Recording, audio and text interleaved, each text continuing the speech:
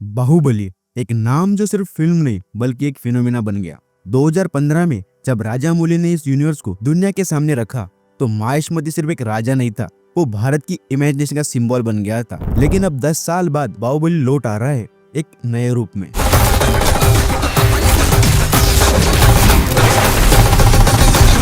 India की सबसे बड़ी एनिमेटेड फिल्म जहाँ वार से तलवारों से नहीं कॉस्मिक फोर्स से लड़ी जाएगी। ये फिल्म ओरिजिनली बाहुबली ट्रिलॉजी का कंटिन्यूएशन नहीं है बल्कि एक पैरेलल एक्सपेंशन है। शौर्य और महेंद्र बाहुबली के उस सफर की कहानी है जो उसके मौत के बाद शुरू होती है। आफ्टर लाइफ के रेल्म में बाहुबली दोबारा जन्म लेता है जहाँ 14 लोग देवता और असुर कॉस्मिक बीइंग एक एक्सटर्नल वार में बंधे हुए हैं। इस वार का दाव सिर्फ राज्य नहीं पूरा क्रिएशन है। सोच के देखो, जिस वॉरियर ने माहिष्मती को बचाया था अब वो खुद एक डिवाइन बैटल ग्राउंड में खड़ा है। ये प्रोजेक्ट इंडिया के एनिमेशन लैंडस्केप को रिडिफाइन करने वाला है। बाहुबली द एक्सट्रीम वार के लिए अर्का मीडिया वर्क्स ने कोलैबोरेट किया है। एनिमेचर यूके, जर्टान स्कॉटलैंड और लेस एंड्रॉइड्स एसोसिएट्स फ्रांस जैसे ग्लोबल स्टूडियो के साथ एनिमेशन स्टाइल स्पाइडर वर्स की तरह स्टाइलाइज 3D है, जिसमें brush stroke, lighting, kinetic movement और मिथिक टेक्सचर यूज किए गए हैं। हर फ्रेम एक पेंटिंग की तरह दिखता है लेकिन मोशन के साथ जिंदा होता है। ये इंडिया का पहला सिनेमैटिक एनिमेटेड यूनिवर्स बनने जा रहा है जिसमें ग्लोबल एनिमेशन पाइपलाइन और इंडियन मिथिक स्टोरी टेलिंग दोनों का परफेक्ट मेल है। इस प्रोजेक्ट के डायरेक्टर है ईशान शुक्ला, जिन्होंने पहले शेर को जैसे award winning animated short film बनाई थी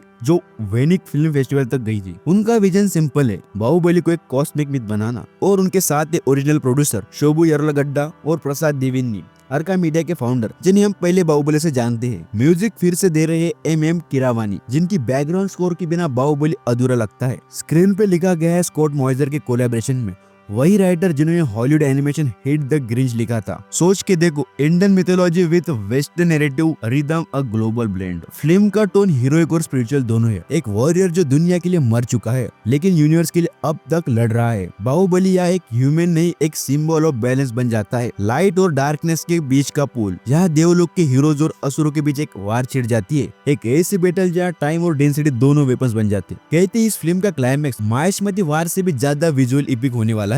लेकिन इस बार बैटलफील्ड कॉस्मिक रियल्म में होगा। ये प्रोजेक्ट रिपोर्टली 120 करोड़ के आसपास का है, जो अब तक का इंडिया का मोस्ट एक्सपेंसिव एनिमेटेड फीचर बताता है। फिल्म मेकर्स ने टीजर के थ्रू बस एक ग्लिम्स दिखाई और इंटरनेट पर सब बोल उठे, this is India spider verse movement. Release अब 2027 के लिए प्लान है और एक्सपेक्टेड है कि ग्लोबल, थिएट्रिकल और OTT दोनों प्लेटफॉर्म्स पर रिलीज होगा। यानी बाहुबली सिर्फ भारत के लिए नहीं, दुनिया के लिए बनने जा रही है। तो सवाल ये नहीं कि बाहुबली वापस आएगा या नहीं, सवाल ये इस बार किस रूप में आएगा। From mortal warrior to cosmic legend, Baahubali is ready to fight the external war. और ये वार सिर्फ स्क्रीन पर नहीं, हमारे इमेजिनेशन के अंदर चलेगी, क्योंकि कुछ कहानियां खत्म नहीं होती, वो बस नए डायमेंशन में शुरू होती है।